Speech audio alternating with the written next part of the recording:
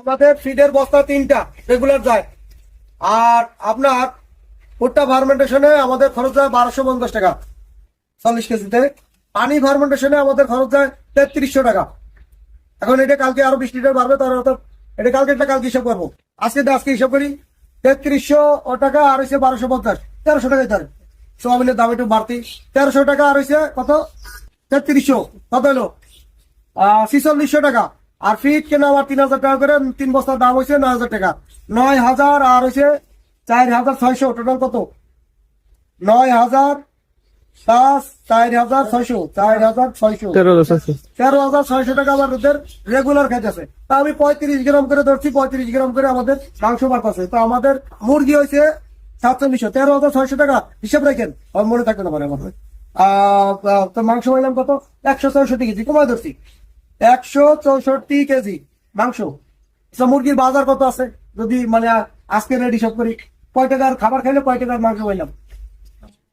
210 টাকা এক্স্যাক্টলি, মানে 210 টাকা। আচ্ছা 210 টাকাই ধরি, ভাগ এইটা ভাগ হবে না তো, ভুল হবে, ইন্টু 210। আচ্ছা এইখান থেকে এই 34,440 টাকার মানে একদিনে কিন্তু দেখা যাইতেছে যে মাংস যে বাজার আছে তাতে আসতেছে। এইখানে খরচ আছে 13,600, 20,000 টাকা দেখাইতেছে। যদি ভুল না হয় মানে আমাদের যে ওয়েটটা বাড়তেছে, আপনারা তো সাক্ষী, আপনারা ফেসবুকে বা ইউটিউবে যারা আছেন আপনারা কিন্তু সাক্ষী।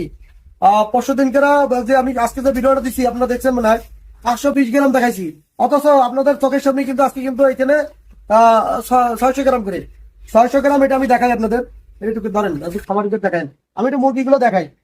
600 গ্রাম করে আছে মাইনাস, এটা আসেন তো ধরেন তো 600 গ্রাম মুরগিগুলো একটু মাইনে দিছি।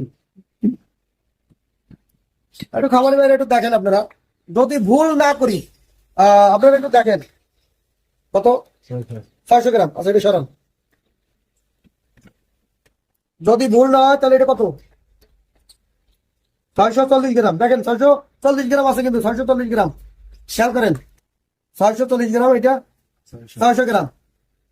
তাহলে আমাদের ওই দিনের হিসাবে আমাদের হিসাবে 600 কত 560 গ্রাম, 560 গ্রাম এই যে 600 গ্রাম, 610 গ্রাম। আচ্ছা দেখেন এখন ওই গড়া বাড়িতে আমাদের 600 গ্রাম করে নাকি ভাই?